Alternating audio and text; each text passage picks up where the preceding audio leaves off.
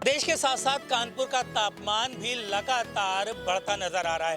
बात करी जाए तो पिछले एक सप्ताह से 45 से 46 डिग्री का ये जो पारा है आंका जा रहा है। वहीं मौसम विभाग ने चेतावनी दी थी कि लगभग 23 तारीख से लेकर 26 तारीख तक कानपुर शहर में जोरदार वर्षा होगी, जिसके बाद मौसम का ये जो पारा है, ये जो मिजाज है, नर्म होगा। लेकिन अभी तक किसी प्रकार की कोई बारिश नहीं हुई है, जिसके बाद लगातार कानपुर वासियों को गर्मी से राहत नहीं मिल रही है। ऐसे में जो काम करने वाले लोग हैं, स्टूडेंट्स हैं, उनको आने जाने में काफ़ी दिक्कतों का सामना करना पड़ रहा है। जो गर्मी चल रही है 44-45 डिग्री का टेम्परेचर जो चल रहा है, उसमें कई लोग अक्सर रोड पे हीट स्ट्रोक का शिकार हो रहे हैं, डिहाइड्रेशन के पेशेंट्स आ रहे हैं और साथ ही साथ में एक्यूट गैस्ट्रोएंटेराइटिस के पेशेंट भी बढ़े हैं।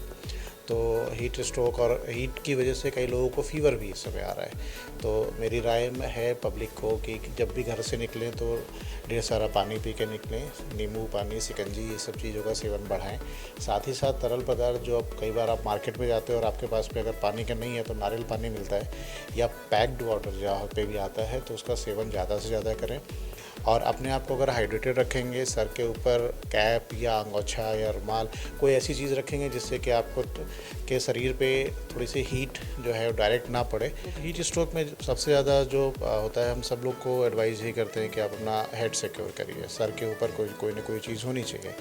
गाँव में देखा होगा लोग साफ़ा बांधते हैं सर पे, अंगोछा रख के चलते हैं, मुँह पे चारों तरफ लपेट के रखते हैं ताकि लू उनके कानों में या सर के उसमें इम्पैक्ट ज़्यादा ना डाले।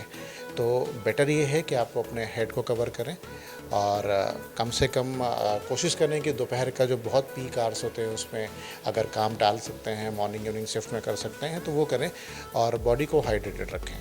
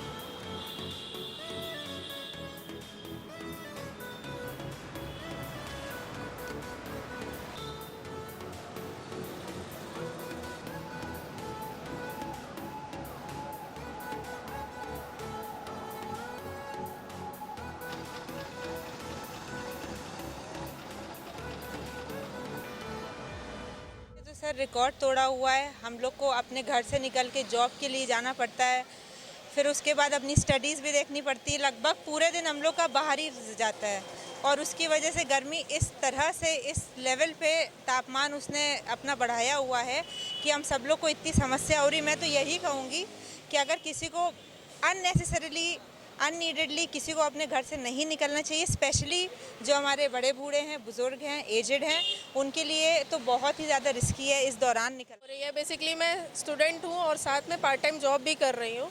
मैं सुबह 9 बजे निकलती हूँ और 9 बजे ही टेम्परेचर अप्रॉक्सीमेटली 40-45 क्रॉस कर जाता है। उस वजह से इतना ज़्यादा दिक्कत हो रहा है, इतना सुबह निकलना, इतनी तेज़ धूप में। इंस्टीट्यूट पहुँचते पहुँचते हालत ख़राब हो जाती है। उसके बाद पूरा दिन बिताना तो बहुत डिफ़िकल्ट होता है। इंस्टीट्यूट से आने के बाद 12-1 बजे तक ऑफिस पहुँचना तो और ज़्यादा, उस टाइम तक तो कंडीशन ये हो जाती है कि ऑफिस पहुँचना मुश्किल हो जाता है। लगता है बस किसी तरीके पानी मिले कहीं पर और हम लोग थोड़ा रिलीफ मिल सके। लेकिन मैं तो सजेस्ट यही करूँगी कि जितने भी बच्चे हैं या बड़े हैं, उनके लिए तो यही है कि वो बिना बहुत ज़रूरी काम के घर से बाहर ना निकले। और हम लोगों की तो मजबूरी है, पढ़ाई भी है और जॉब भी है, संभालना है। बट उनके लिए तो सजेशन यही है, जितना ज़्यादा हो सके लिक्विड कंज्यूम करें, वो आपको रिलीफ देगा। और अपना ध्यान रखें, सबका ध्यान रखें। बहुत मुश्किल हो रहा है इस गर्मी में, टेम्परेचर की तो कंडीशन ही ख़राब है। पता नहीं क्या ही होगा इस बार हम लोगों का।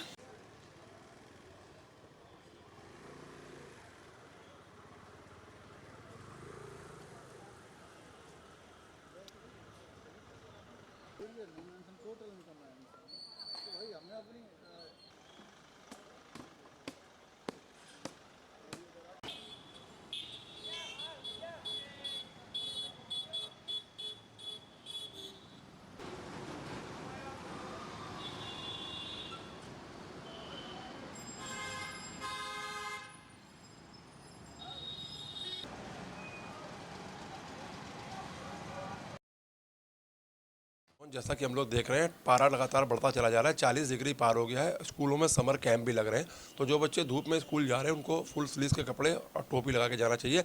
बॉडी को डिहाइड्रेट मत होने दें, अधिक से अधिक मात्रा में पानी पी के जाएं, इलेक्ट्रॉल पिए, नींबू पानी पिए, नारियल का पानी पिए। और हमारी होम्योपैथिक में बहुत सी दवाइयाँ ऐसी हैं, अगर सनस्ट्रोक हो जाता है और नहीं भी होता है तो आपको प्रिवेंशन रूप में बहुत बेहतर रिजल्ट देती है। आप गर्मी में अगर जा रहे हैं उसके पहले अगर बैराडोना और ग्लोराइन नाम की होम्योपैथी दवाइयाँ ले लें तो आपको सनस्ट्रोक भी नहीं होगा, आपका बीपी भी डाउन नहीं होगा और आपको बेहोशी भी नहीं आएगी और 103 104 फीवर जो होता है वो भी नहीं होगा। तो इस गर्मी के प्रकोप से अगर आपको बचना है तो बाहर की चीज़ें मत खाएं। इस गर्मी के मौसम में कैसे गर्भवती महिलाएं बचें या कैसे बच्चे बचें, छोटे बच्चे बचें, इसका सबसे सही उपाय है कि आप दोपहर के समय कहीं ना जाएं, जो 10 के बाद का समय है, और शाम के 5 बजे से पहले आप लोग कहीं ना जाएं। और अगर आपको जाना है तो अपने आप को बहुत ही हाइड्रेटेड करके जाएं, अपने पानी की बोतल, ORS, अपने आप को ढक के जाएं पूरा। और कोशिश करके जो भी टेम्परेचर वेरिएशन है उसका बहुत ध्यान रखें, ठंडे से गर्म में, गर्म से ठंडे में अचानक से ना जाएं।